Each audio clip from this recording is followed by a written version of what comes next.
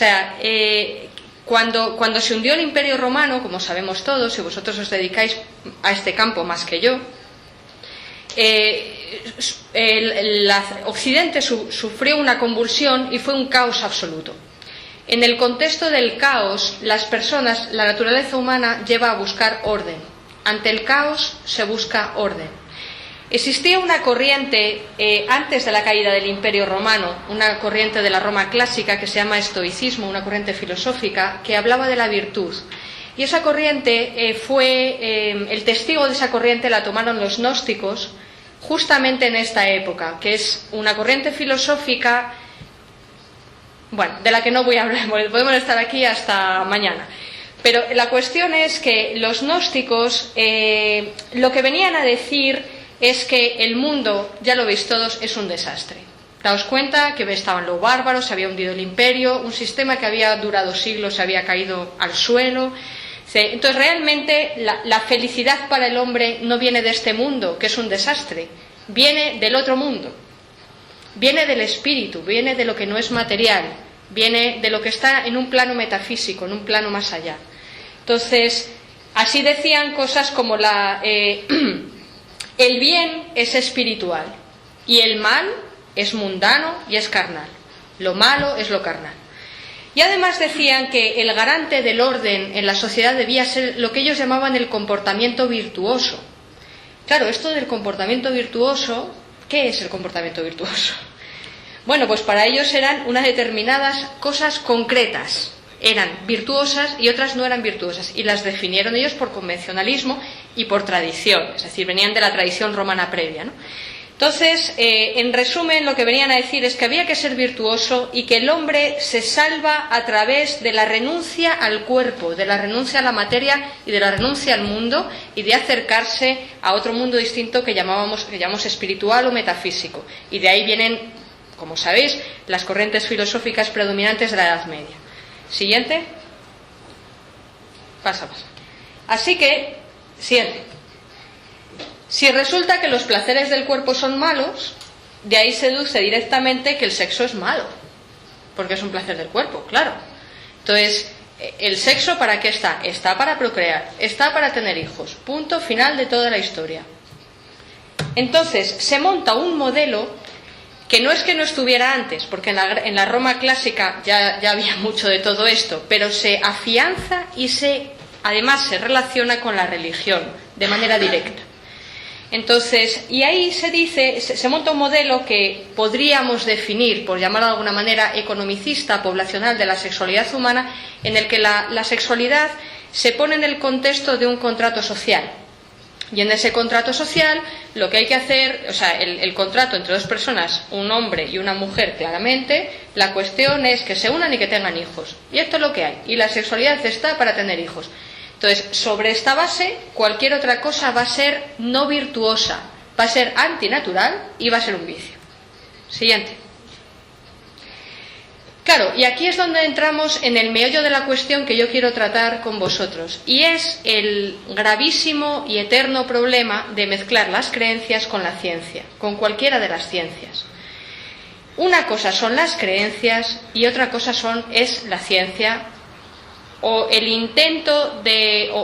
la ciencia lo llamamos nosotros aquí, los griegos clásicos dirían sofía, la sabiduría, el intento de acercamiento a algo de verdad, tampoco la verdad, porque ¿qué es la verdad? Bueno, a algo de verdad, ¿no? Entonces, el problema es que las creencias, lo que uno cree, es necesario. Yo creo que es necesario para el ser humano, es muy importante.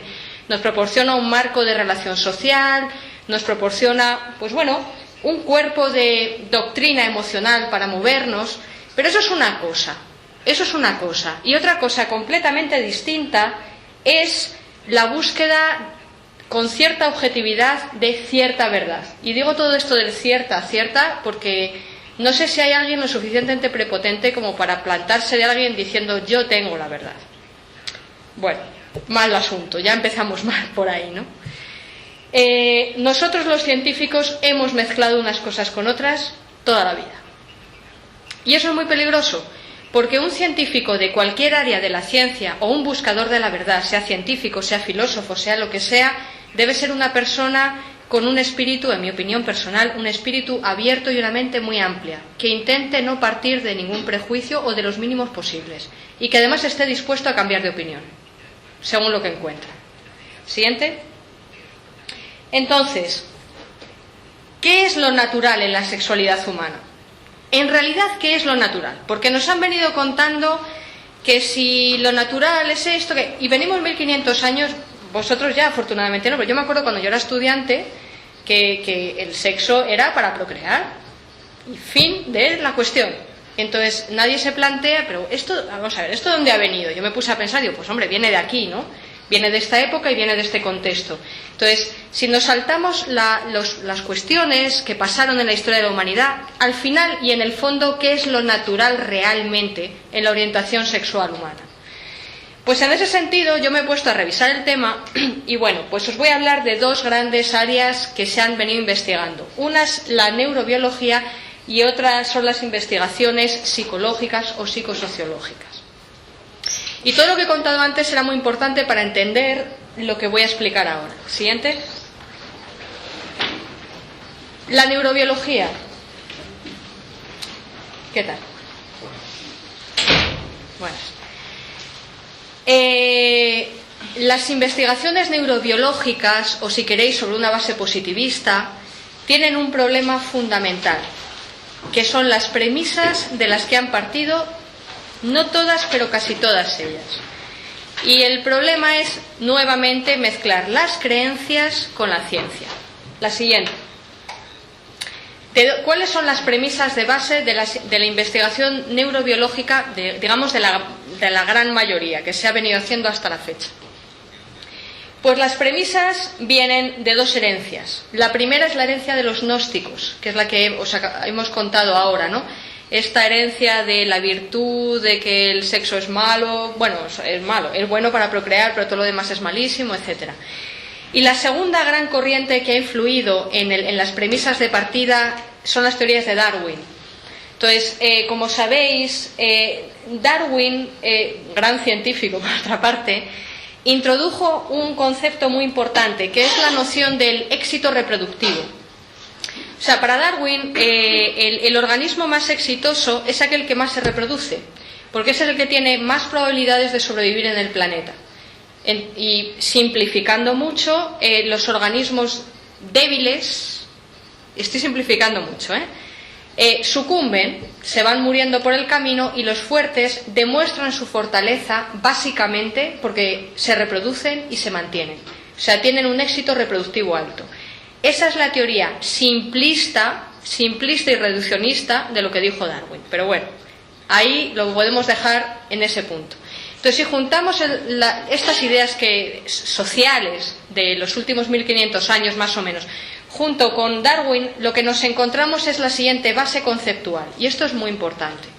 O sea, el primer punto es: el sexo existe en la naturaleza con el único fin de la procreación. Primera premisa.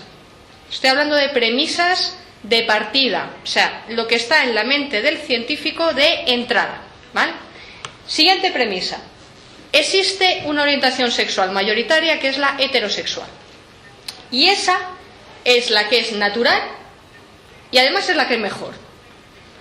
¿Por qué? Pues porque la orientación sexual heterosexual es la que permitiría teóricamente al individuo reproducirse con mucho más éxito, porque todos sus actos sexuales irían directamente encaminados a la reproducción. Esto es totalmente discutible, claro, pero bueno, daos cuenta un poco de la lógica interna, ¿no?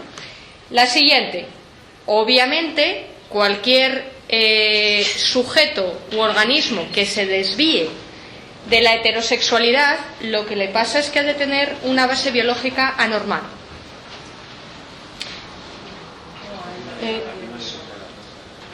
Bueno, yo no sé, continúo. Yo continúo. Como mínimo es un individuo subóptimo, que tiene una tara, que tiene un déficit o que tiene un problema, porque no se adecúa a lo que sería la orientación sexual más ventajosa desde el punto de vista darwiniano puro, ¿no?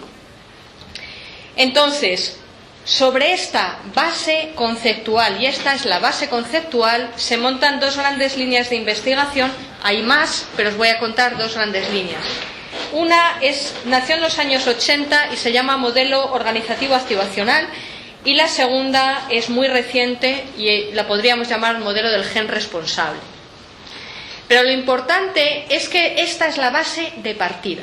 Entonces, yo me dedico a la ciencia. Un científico no debe partir... todos los científicos partimos de una hipótesis, pero hay que ser abierto y flexible en las hipótesis.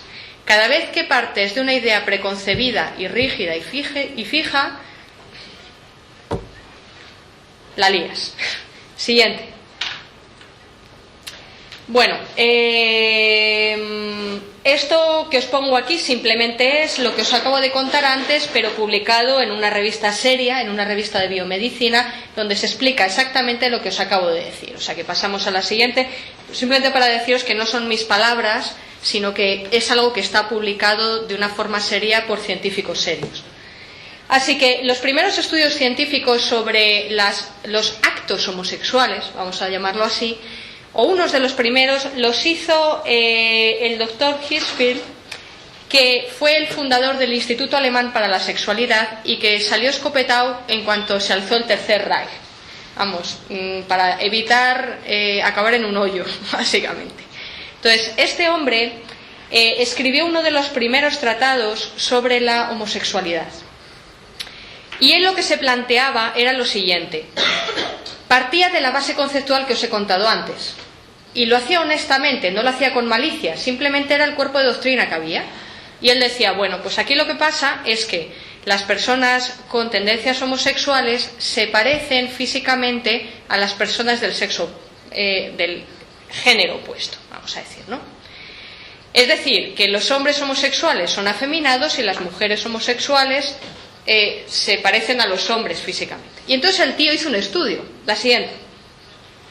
Hizo un estudio con hombres y les midió literalmente, o sea, tomó varones, hombres homosexuales y heterosexuales y les midió los hombros, la altura, el tamaño de la cabeza, las caderas, la longitud de los brazos, de las piernas. Hizo una serie de medidas antropométricas y comparó la de los heterosexuales con los homosexuales. ¿Y qué se encontró? Siguiente. Pues que no había ninguna diferencia. Y entonces el hombre dijo, ¡ay va! Que no hay ninguna diferencia. Pues, ¿y esto cómo es posible que no haya ninguna diferencia? Primer choque. El hombre lo publicó, vino Hitler, tal, salió escopetado, separaron sus trabajos. Entonces, después de esto, que fue el primer intento, aparecemos en los años 80, no es que nos hicieran cosas entre medias, nos hicieron cosas sobre hormonas que luego os voy a contar. Pero bueno, en los años 80 nos encontramos con una hipótesis que hoy en día todavía hay quien defiende. Entonces, esta hipótesis lo que viene a decir es, bueno, el problema al final es un problema de hormonas. Porque sucede que las hormonas se describieron en el primer cuarto, las hormonas sexuales me refiero, en la primera mitad del siglo XX. Entonces, dijeron, bueno, pues es que esto es una cosa muy sencilla. Lo que define al ser humano masculino son las hormonas masculinas. Lo que define al ser humano femenino son las hormonas femeninas. Lo que ellos se llamaban hormonas femeninas. Yo aún estudié en la carrera esto así, conste. Y entonces, eso también imprime la orientación sexual. De tal manera que las hormonas femeninas es lo que hacen que las mujeres se sientan atraídas por hombres y con los hombres viceversa. Bueno, y esta es la base conceptual que ellos tenían. Y decían, bueno, pues ya está, esto está clarísimo. El problema que les sucede a las personas con inclinaciones homosexuales es que tienen un problema con las hormonas. Tienen un desbalance con las hormonas. Entonces, todo el lío va a ser eso. Y además, definieron que hay dos momentos en la historia del individuo donde es particularmente importante la acción de esas hormonas. El primero de los momentos es durante la etapa intraútero, durante la etapa fetal, y el segundo de los momentos es durante la adolescencia. Entonces ellos decían que los desequilibrios producidos durante esas dos etapas, fundamentalmente, aunque también pudieran influir en otras etapas de la vida, determinarían que la orientación sexual fuera no heterosexual.